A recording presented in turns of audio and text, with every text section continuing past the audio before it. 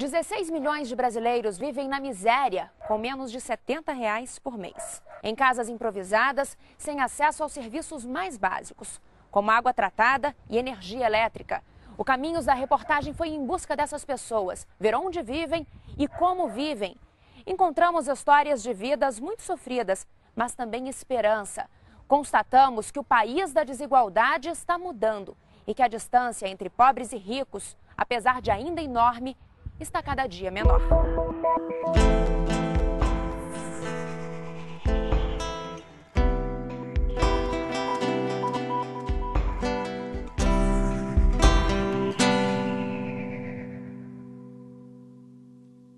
A pobreza, acho que é ver num lugar desse, sem ter dignação, ter um lugar digno para morar.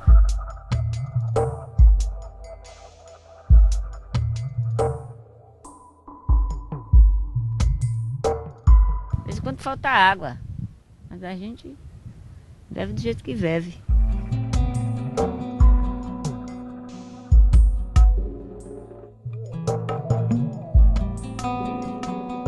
Uma casa como daquela lá, um prédio assim, que não fica assim, a casa caindo, né?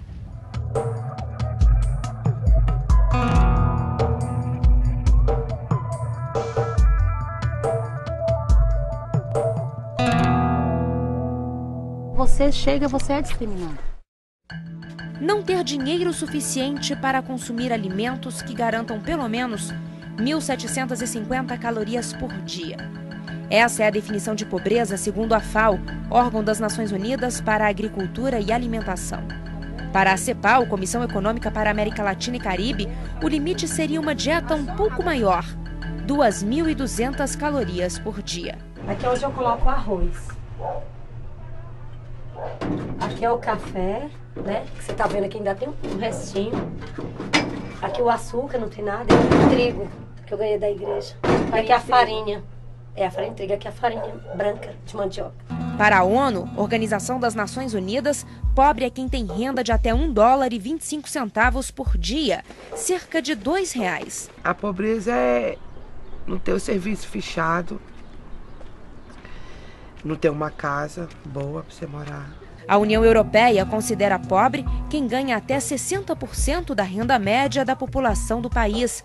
Para se ter uma ideia, isso seria uma renda de pouco mais de R$ 2.500 para quem mora na Dinamarca. No Brasil, o Ministério do Desenvolvimento Social definiu como pobre quem vive com até R$ 140 por mês. Mais de 28 milhões de brasileiros estão nessa condição. Este ano, um novo recorte foi feito, o da pobreza extrema.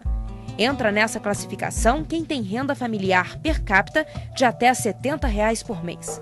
O cálculo é feito assim: a renda de todos na família é somada e depois dividida pelo número de moradores. 16.197.297 brasileiros são considerados extremamente pobres, o equivalente a 8% da população.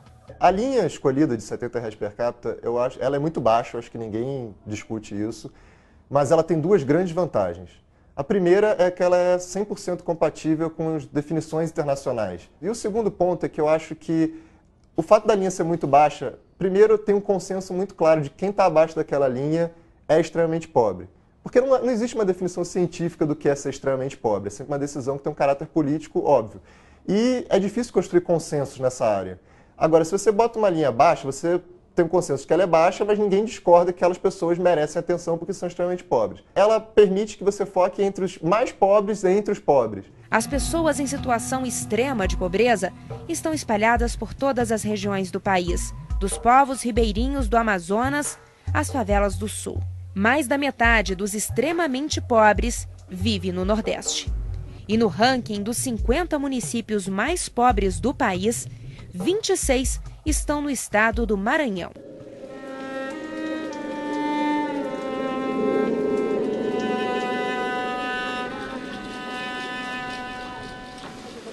Em comparação ao número de habitantes, o Maranhão é o estado que tem mais pessoas em situação de extrema pobreza. De cada 4 habitantes, 1 vive na miséria. A vida não é muito boa não, senhora. A vida de pobre, só como é que é, né? O senhor tem medo da casa cair? Tem. Mas o que a gente vai fazer? A gente põe, remenda, mete madeira, compra madeira, vai metendo, pregando. Seu Virgino é um dos moradores do bairro da Liberdade, em São Luís. A comunidade é cortada por uma vala, por onde escorre não só a água da chuva, mas também o esgoto de todas as casas. Aqui não há parquinho, e é no meio do lixo e da água contaminada que as crianças brincam, no mesmo lugar onde os ratos se escondem. Boa parte dos moradores da Liberdade vivem no seco, nome dado à parte da comunidade que tem casas em terra firme. Outros tantos moram em palafitas. Em que condições? É o que vamos conhecer agora, a convite da Rose, que vive aqui há 4 anos.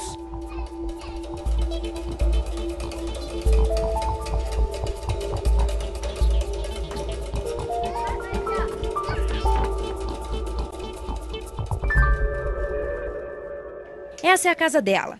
2 cômodos para 6 pessoas. E não tem cama para todo mundo. Dá pra ver aqui nas telhas, tem uns pedaços que não estão tampados, né? Que tem uns buracos. Molha tudo aí, molha. Como é que é quando chove? Molha tudo. E quando chove à noite, que balança muito, a gente fica com medo da casa cair, a gente fica acordado. Aí molha tudo. Aí, o único lugar que não molha muito é na sala. Aí a gente corre pra sala. Os meninos estão dormindo, mas eu e eles estamos acordados, porque se acontecer alguma coisa... Todo ano, Rose vive a mesma agonia quando chove, quando a maré baixa e o perigo da casa cair é maior, e quando a maré sobe. Quanto mais a casa mais alta, mais ela balança. E se deixar baixa, a maré entra, aí destrói tudo que tem. A gente já tem pouca coisa e para comprar, a dificuldade. E quando a gente arranja o serviço que a maré tá grande, a gente nem vai cair. Porque se quer banhar na maré, a gente tem medo, né? De ir e achar eles banhando na maré. Eles querem olhar, eles pensam que é praia e querem banhar. Aí a gente é de aqui, quem mora aqui é difícil.